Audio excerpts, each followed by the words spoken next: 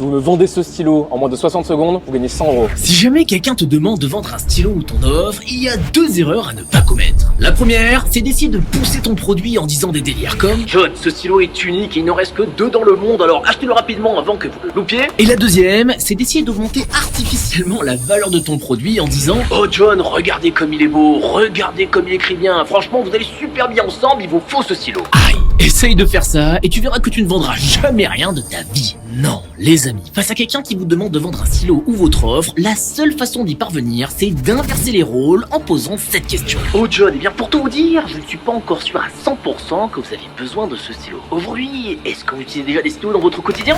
Là, ce qui est génial avec cette question, c'est que tu sors complètement de ta posture de vendeur et tu invites ton prospect à chercher avec toi les raisons qui le pousseraient à acheter. Et les amis, c'est ça la clé de la vente.